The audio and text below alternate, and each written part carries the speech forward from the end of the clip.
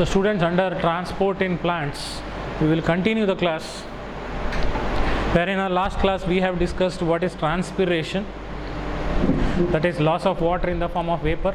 Today we will discuss what are the factors which affects transpiration, or what are the factors which disturbs transpiration. There are two types of factors. One is called external factors, that is physical factors which is there in the atmosphere, or environmental factors. Other one is internal factors. Okay, that is the factors which are already present in the plant, how they disturb transpiration, or how they decide how transpiration should happen and how much transpiration should happen, that we will see. The factors which affects transpiration or disturbs transpiration is under external factors. Number one, temperature.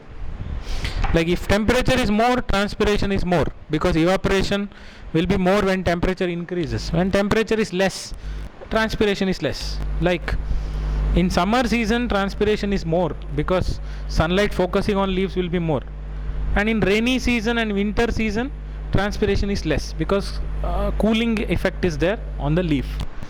Then light is another factor. When more light falls on leaves, then transpiration will be more. When less light is there, transpiration will be less. Then humidity is also one of the factor which decides transpiration. Like when humidity is more or less, it affects transpiration. Like transpiration will be more or less, like that.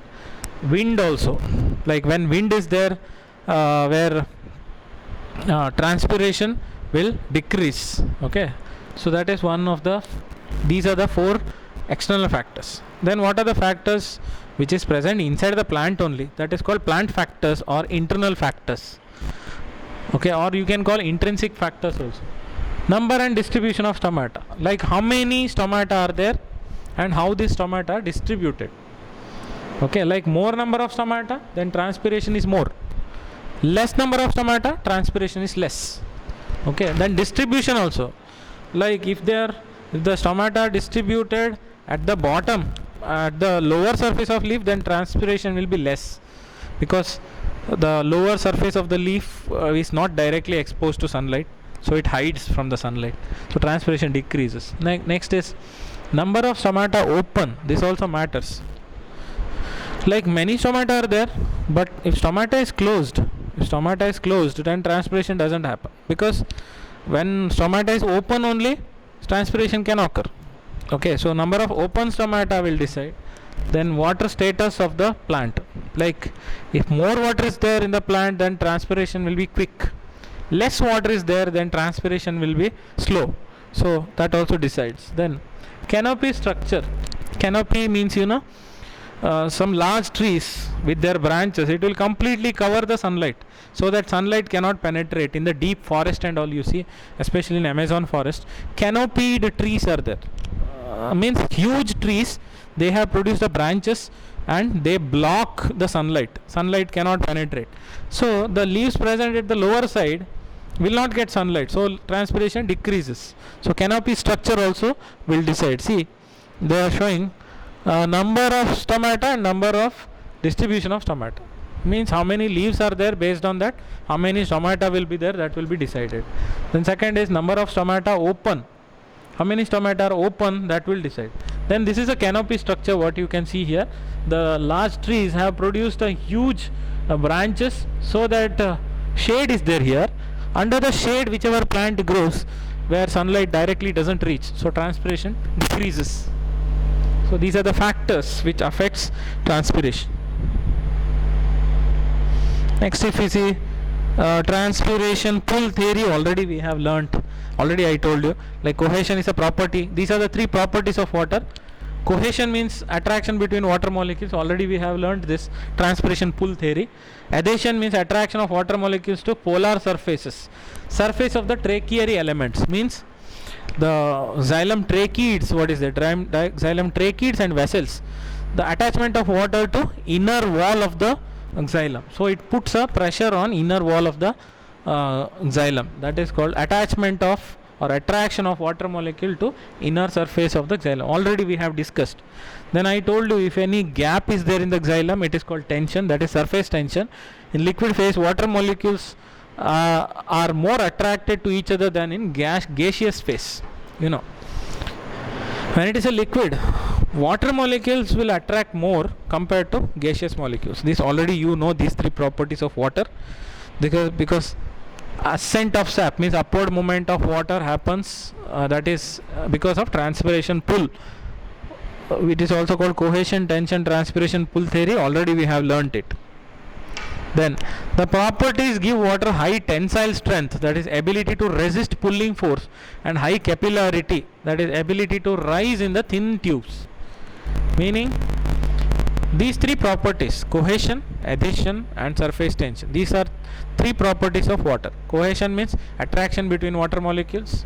Then adhesion means attraction of water molecules to attach to inner wall of the tracheal element, inner wall of the xylem tube.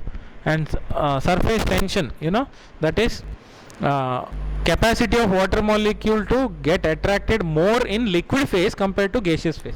These three properties will give high tensile strength to water and high capillarity, so that in a very small tube also, xylem, in a very small thin tube of xylem also, water can rise up. Okay, it will decrease pulling force, but it will increase capillary force, means water can move up in xylem.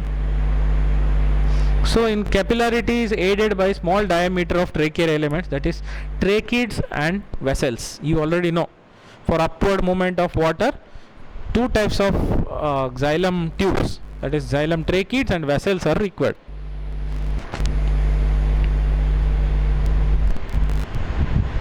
So you already know what is the function of xylem, I don't have to tell you. Xylem vessels from the root leaf to xylem vessels from the root to leaf vein supply water for photosynthesis. So for photosynthesis, xylem vessel will transport water to leaf veins. Okay, and there is continuous film of water over the cells. You already know, I told you. Continuous water will be there in the xylem, even in the leaf also. There will not be any gap. If any gap is created, that is because of loss of water in the form of vapor, that is transpiration, that will result in a pull. That's why this creates a pull. So the forces generated by transpiration pull can create pressures sufficient to lift a xylem sized column of water over 130 meters high. Means the pull, transpiration pull, what is there, that is enough for pulling water up to 130 meters height. 130 meter means 1 meter means 3.33 feet. So 130 into 3 you have to do. Okay, that many like 390 feet height water can move in a xylem. Next, transpiration and photosynthesis, a compromise. This is very interesting. Transpiration, a photosynthesis, a compromise. It is a compromise in plant. Both photosynthesis and transpiration, both are a compromise. What kind of compromise? Number one, photosynthesis is limited by available water, which is swiftly depleted by transpiration. The meaning, photosynthesis is limited by available water, which is swiftly depleted by transpiration. Means, you know that whatever water is taken into the plant, less than 1% water is available for photosynthesis. Remaining 99% water in the plant will get evaporated by transpiration. So transpiration and photosynthesis both are related. The heading meaning, transpiration and photosynthesis are compromise. Photosynthesis and transpiration both are related to each other. They help each other. How they help each other, that they are saying. So very less water is available for photosynthesis because 99% water is evaporated by transpiration. Less than 1% water is available for photosynthesis. Then the humidity of rainforest is mainly due to cycling of water from root to the leaf to atmosphere and back to the soil. Meaning The humidity of rainforests is mainly due to cycling of water from root to leaf to atmosphere and back to the soil. Why there is humidity in the rainforest? That is because cycling of water will move from root to leaf and from leaf to atmosphere and from atmosphere back to soil. Okay, because from roots water goes to leaves, then water will get evaporated, so that water will be there in the moisture or humidity. Okay, then it will return back to soil. That is why humidity is there in the rainforest. Then third point, C4 cycle helps to maximize availability of carbon dioxide and minimize loss of water. C4 cycle is helpful for increasing availability of carbon dioxide. Means C4 cycle will help plant to absorb more carbon dioxide and it prevents water loss. Water loss can be prevented, stopped. Then a C4 plant is twice efficient as C3 plant in fixing carbon. However, it loses only half as much water as C3 plant for the same amount of carbon dioxide fixed. Meaning whether C4 plant is better or C3 plant is better in losing water and absorbing carbon dioxide. What they are saying, C4 plant is twice efficient as C3. Means compared to C3 plant, C4 plant is double efficient, means double best. Why? Because carbon dioxide fixation or making sugar, means by photosynthesis it can produce more food, where in C4. So C4 produces more food, double the food produced by C3, and C4 plant absorbs double carbon dioxide compared to C3. Then however, it loses only half as much as water compared to C3. Means compared to C3, half of the water will be lost. So double water will be lost in C3, half of that will be lost in C4. Like we can take example, suppose 20 ml water is lost in C3 plants, then only 10 ml water is lost in C4 plants with the same amount of carbon dioxide. Okay, like you take example, C4 also has absorbed same amount of carbon dioxide, C3 also absorbed same amount of carbon dioxide, but water lost is in C3 20 ml, in C4 10 ml. So half water will be lost in C4.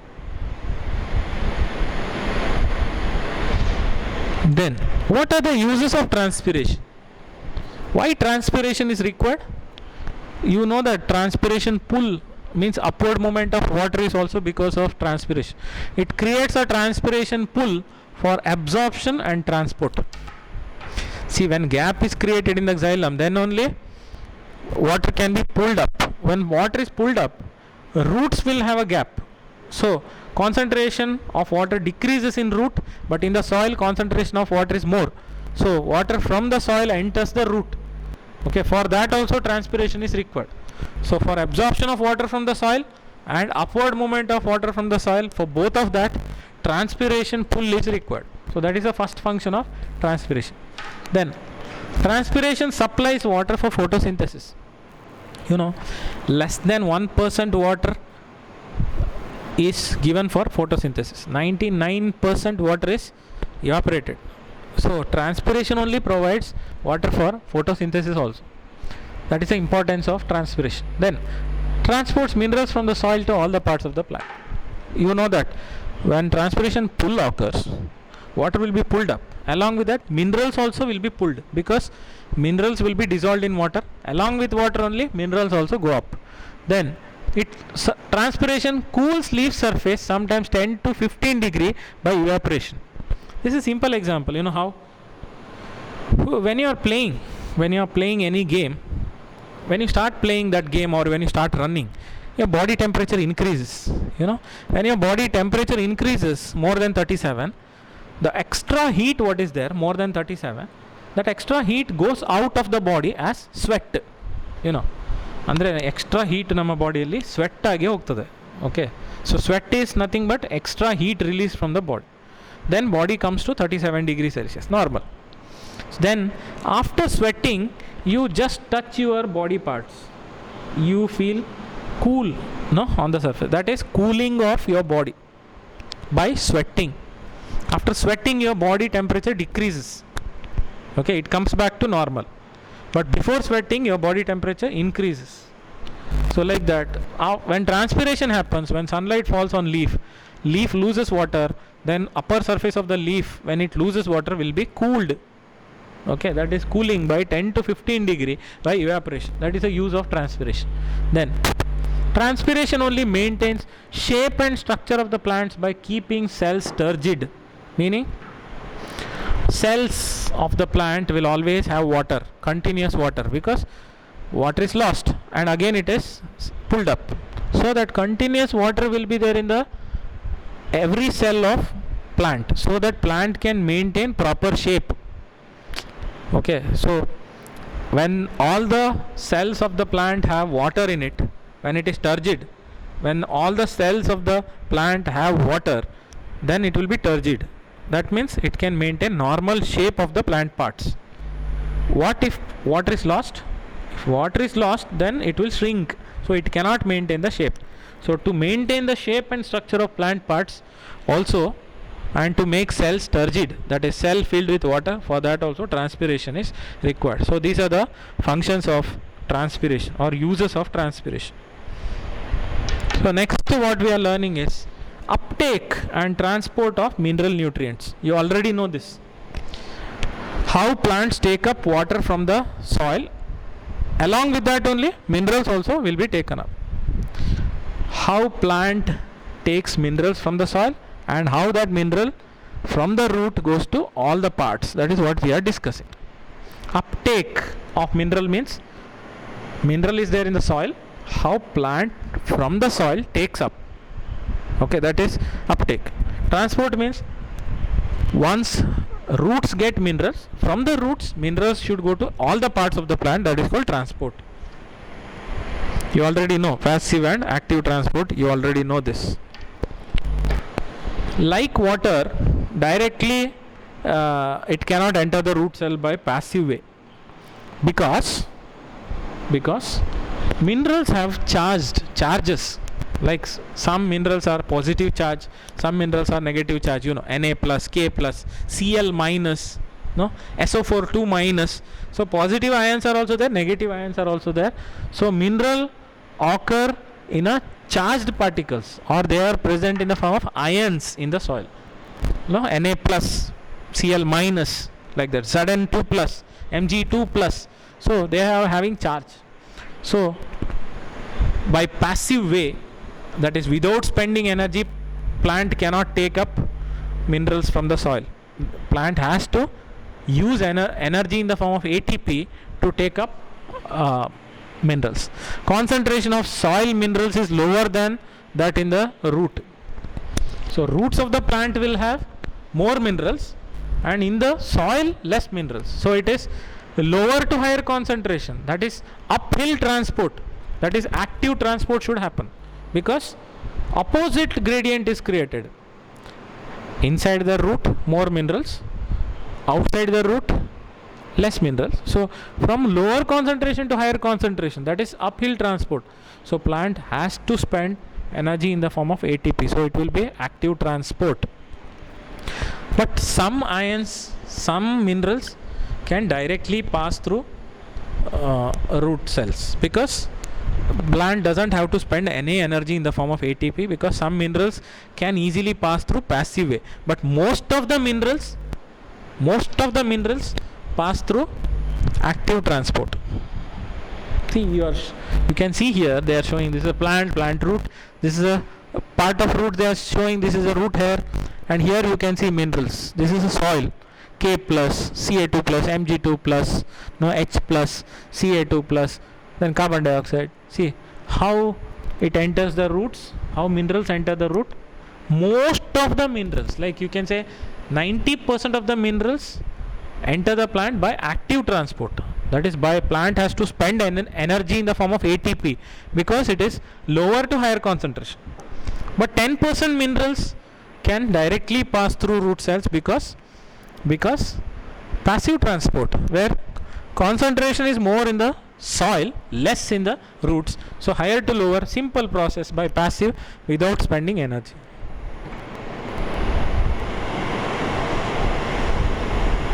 Next, uptake of mineral ions. How mineral ions enter. This is already you have learned this picture. If you remember this picture, already you have learned it.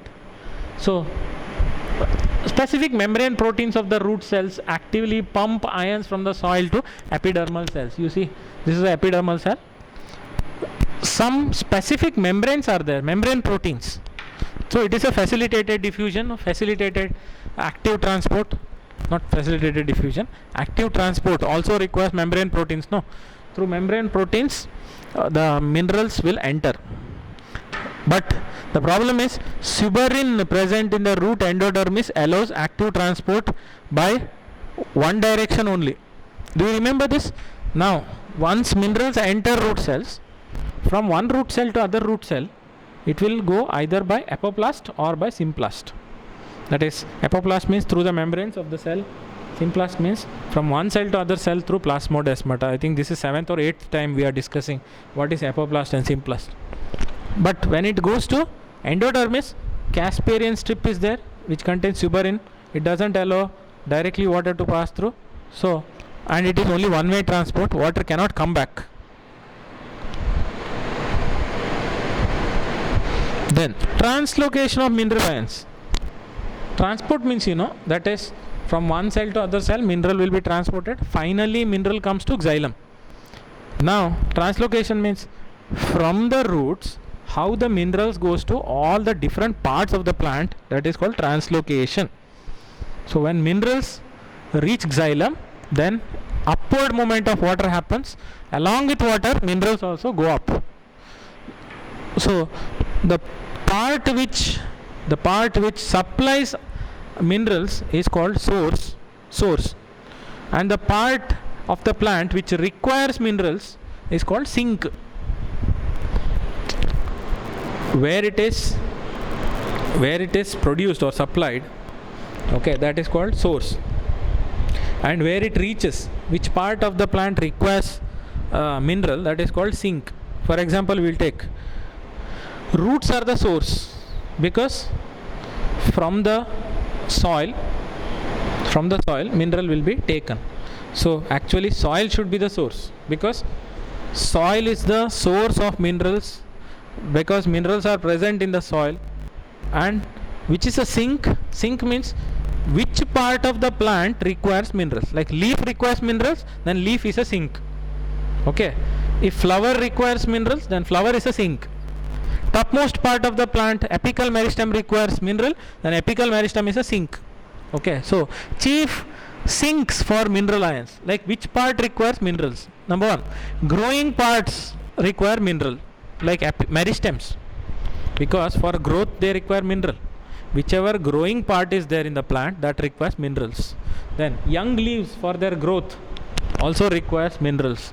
Developing flowers, fruits and seeds also require minerals, because they are developing. For their growth they require mineral. Then storage organs, like fruit stores food, there also minerals are required. Okay, now next, translocation of mineral ions. This is very important process. Uploading of mineral ions occur at the fine vein endings through diffusion and active uptake by cells. See, these are the roots, and this is the soil. Mineral is there in the soil, then it enters the root. From there it goes to different parts of the plant. So some of the minerals are transported by passive way, some are transported by active transport. So usually mineral ions first go to older parts. First minerals will go to older parts of the plant, then from there it is mobilized means it moves to younger parts, and older dying leaves will have minerals. Before they die, they supply the minerals to younger parts. It is like transferring the property. Like grandfather before dying, he will transfer property to father.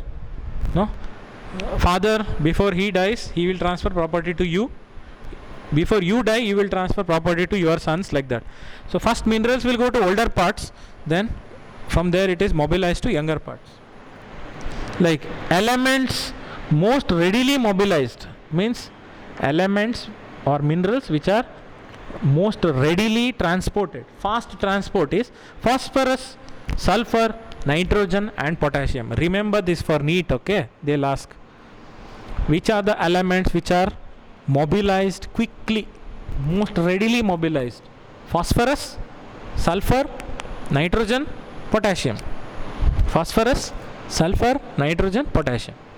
Some elements that are structural components like calcium are not remobilized. Means calcium is required for forming new cell wall. So once calcium reaches any part, from that part it doesn't go to any other part. It remains there only permanently.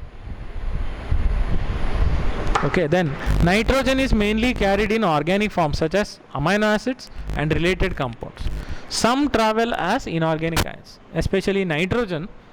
Nitrogen in the plant, it will be transported to, it is converted to amino acids. Amino acids contain NH2 group, where N is nitrogen, and its related compounds. Like amino acid becomes amide. This is a related compound. By adding one extra NH2 group, it becomes amide. Amino acid becomes amide. That is a related compound. Very less nitrogen will be transported in the form of inorganic ions form. That is NH4 plus. No, very less. Because you know that NH4 plus is poisonous and it will not be stored in the plant. So most of the nitrogen will be transported as amino acids and amides. That is a related compound. Then some phosphorus and sulfur are carried as organic compounds.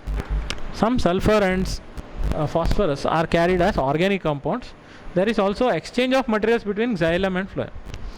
Exchange of materials will happen between xylem and phloem. Like water from the xylem can enter phloem. Next, phloem transport flow from source to sink, which is the source of food, because phloem is meant for transport of food. Leaf is a source because leaf produces food by photosynthesis. From there, whichever part of the plant requires food, that is sink. This is a very interesting experiment to note that this is blue color, what they are showing is xylem, where water is transported. This purple color, what they are showing is a phloem, where food is synthesized, food is transported. Okay, in xylem water and minerals will get transported, and in phloem food. Which is a food there? Sucrose is a food, because after photosynthesis in the leaf is a source. Okay, the root cell is a sink. They are just giving example, because roots for their growth they require food, but food is produced in the leaf. Leaf is a place where photosynthesis occurs and food is produced.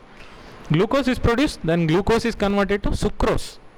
So sucrose is a, what you see the red color dots they are showing, that is sucrose. Sucrose is a food. So sucrose will be transported through phloem.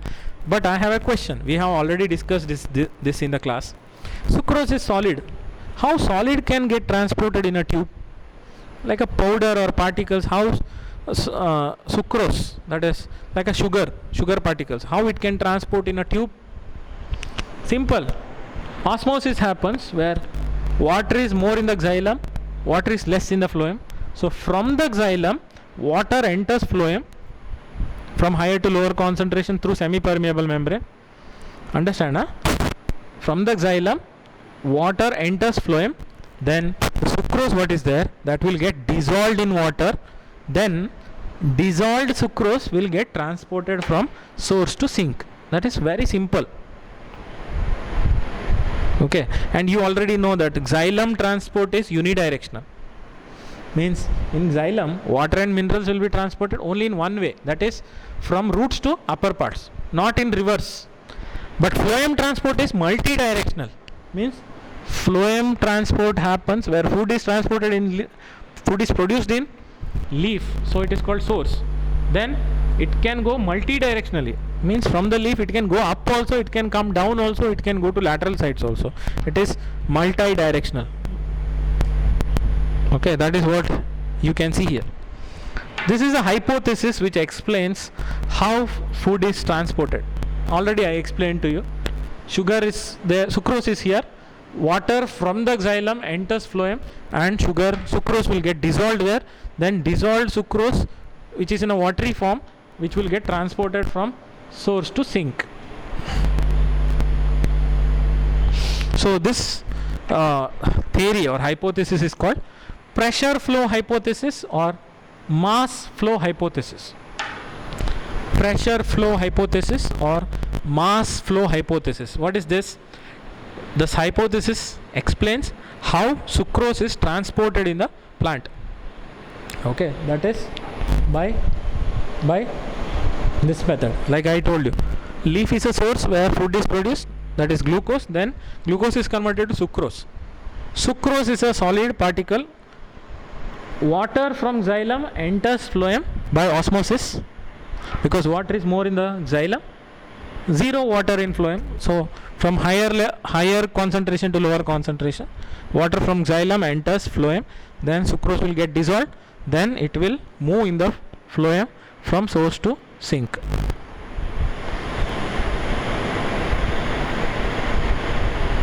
Okay, so you already know that phloem has companion cells.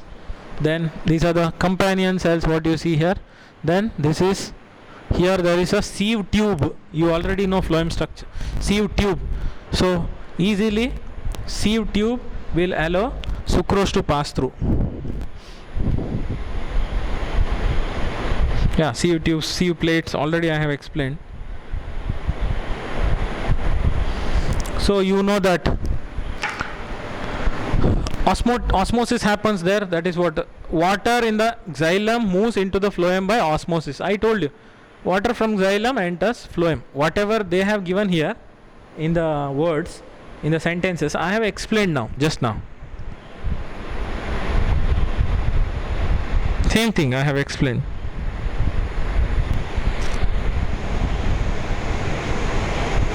Then pressure flow, mass flow hypothesis. What is the proof that food gets transported through phloem only? What is the proof? What proof you have that food in the plant will be transported through phloem only, not through xylem? How do you prove? Simple. One experiment is there called girdling experiment. It is, by this you will identify which is the tissue which transports food.